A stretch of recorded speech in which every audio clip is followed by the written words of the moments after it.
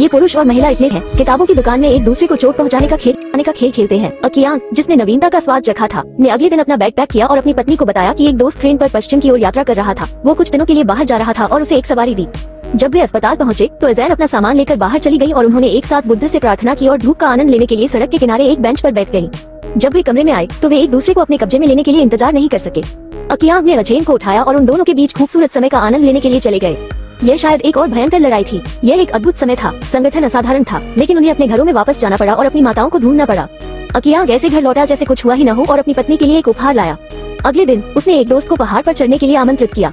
बेशक जब अजैन खाना खा रहा था तो दो दोस्तों के बीच भावुक चुंबन भी हुआ और फिर वे कमरे में दाखिल हुए और अच्छा समय बिताते हुए तस्वीरें लीं। अगले दिन चाहे जो भी हो, अकियांग अजैन के फोन कॉल का जवाब नहीं दे सका और वह चिंतित था।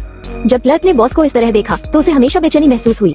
अकियांग डांस स्टूडियो में आया। दरवाजे पर एक नोटिस लगा था और लिफ्ट का दरवाजा बंद कर दिया गया था। धीरे से खुलने पर अकियांग ने अजैन और उसके पति को एक साथ देखा। वे धीरे धीरे लिफ्ट में जाने से पहले एक पल के लिए स्तब्ध रह गए। अकियांग ने इसे देखा। अजैन ने अपना हाथ बढ़ाया और उसे कहना पड़ा कि वो बहुत बहादुर थी और उन दोनों के बीच का अच्छा समय उसके मन में उभरता रहा। जैसे ही अजैन के पति लिफ्ट से बाहर निकले, अजैन ने खुद को अकियांग की बाहों में फेंक दिया और शौचालय में एक दूसरे के लिए अपनी लालसा व्यक्त की।